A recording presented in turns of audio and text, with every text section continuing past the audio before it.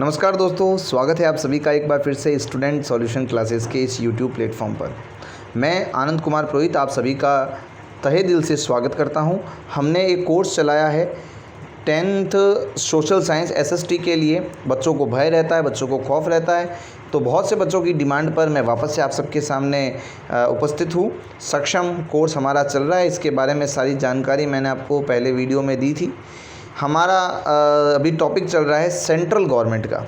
देखिए, जिन बच्चों ने अभी तक रजिस्ट्रेशन नहीं किया है उनसे मेरा आग्रह है, उनसे मेरा अनुरोध है कि वे नीचे डिस्क्रिप्शन में दिए गए लिंक पर जाकर अपना रजिस्ट्रेशन करें, ताकि आपको वीडियो के साथ साथ वीडियो की पीडीएफ, उसके अतिरिक्त आपको टेस्ट, एक्स्ट्रा क्वेश्चंस जो भी मुझे देना है वो सब मैं आपको वहाँ पर उपलब्ध करवा सकूँ। रजिस्ट्रेशन के मैंने बहुत सारे फ़ायदे आपको ऊपर दिए हैं।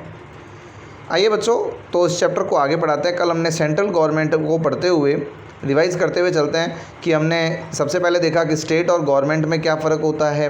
फिर हमने देखा कि गवर्नमेंट का मीनिंग क्या है, डिस्ट्रीब्यूशन ऑफ पावर को समझा, लेजिस्लेचर को समझा, फिर हमने संसद को समझा कि संसद क्या है, फिर लोकसभा के बारे में बात की। आज हम पढ़ने वाले हैं राज्यसभा के बारे में। आज हमारा टॉपिक रहेगा राज्यसभा। देखिए बच्चों, राज्यसभा के बारे में अध्ययन करते हैं।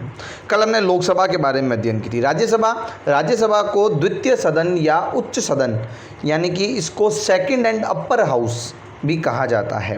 राज्यसभा को सेकंड हाउस और अपर हाउस के नाम से भी जाना जाता है। Less power as a compare to Lok Sabha, but Lok Sabha से उसके पास कम शक्तियाँ होती है। लोकसभा के पास ज़्यादा शक्तियाँ होती है, इनके पास कम शक्तियाँ होती है। अब बात करते हैं इनके मेंबर्स कितने होते हैं। तो मेंबर्स होते हैं अकॉर्डिंग टू कॉन्स्टिट्यूशन मेंबर्स होते हैं 250। मैक्सिमम मेंबर 250 हो सकते हैं, लेकिन प्रेजेंट में भी 245, 245, 245 मेंबर्स हैं। उनमें भी 233 जो है वो इलेक्टेड हैं और 12 जो है वो नॉमिनेटेड। अब याद करने की ट्रिक बताओ सर, नॉमिनेटेड उधर भी थे, नॉमिनेटेड इधर भी है। देखो कैसे याद करोगे। देखो, लोकसभा लिखते हैं ना 1 2, लोकसभा में 1 2, यानी लोकसभा में तो कितने आपको मेंबर नॉमिनेट होते हैं, 2 जने। राज्यसभा लिखेंगे हम राज्यसभा, तो इसको याद करना तो भैया इतना आसान है। इससे आसान अब बताओ क्या होगा। कितने हैं, 12। कितने हो गए, 12। यानी कि राज्यसभा में 12 और लोकसभा में कितने होते हैं, 2 सदस्यों को राष्ट्रपति नॉमिनेट कर सकता है। राष्ट्रपति जो है इनके बारे में बता सकता है।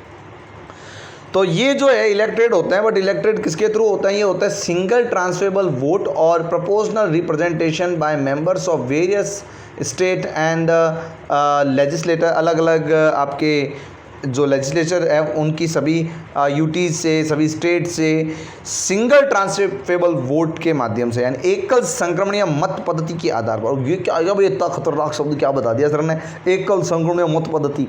तो ये जो एकल संक्रमणीय मत पद्धति है, इसके बारे में हम आगे अध्ययन करेंगे। बाकी मैं आज शॉर्ट में आपको इतना बता देता हूँ कि भैया जो एक जो नेता है वो कहीं से चुना जाता है किसी राज्य से। मान लीजिए एक राज्य है जिसकी जनसंख्या 50,000 है, एक गांव से चुना गया, एक ज़िले से चुना गया एमएलए है। मान लो एक सामान्य सा एमएलए है जो बहुत छोटे से ज़िले से चुना गया, जिसकी जनसंख्या मात्र 50,000 है।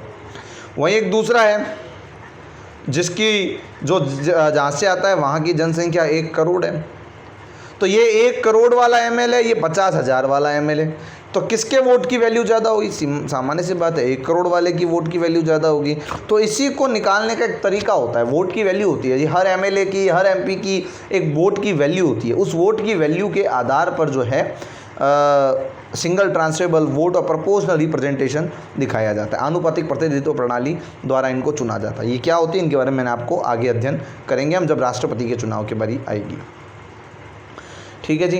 राष्ट्रपति जो है वो कितने लोगों को चुनता है? राज्यसभा में चुने जाते हैं 12 लोग, और ये 12 लोग होते हैं आर्ट्स से रिलेटेड, लिटरेचर से रिलेटेड, साइंस से रिलेटेड, स्पोर्ट्स से रिलेटेड, फिल्म इंडस्ट्री से रिलेटेड, अलग अलग प्रकार के क्षेत्रों से लोग होते हैं।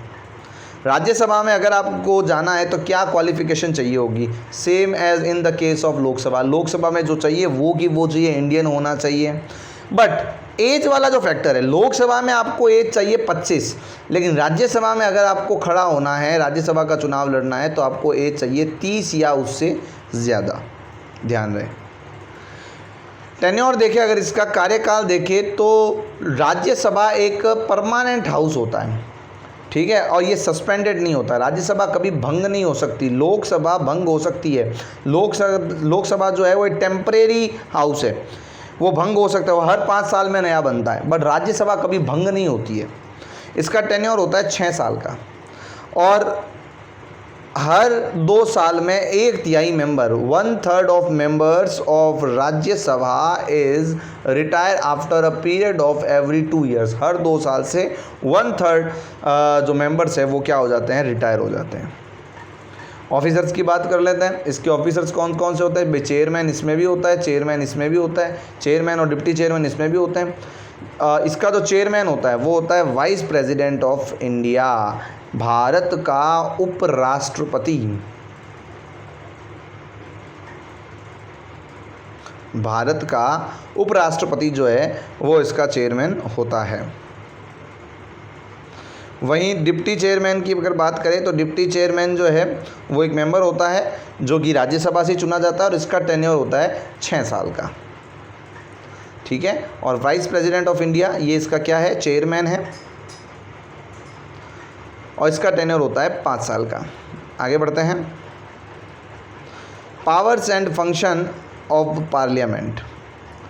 Powers and function of parliament, तो आपके पार्लियामेंट के पावर्स और फंक्शंस को हमें यहाँ पर पढ़ना है। इसके बारे में हम कल अध्ययन करेंगे, कल की कक्षा के अंदर।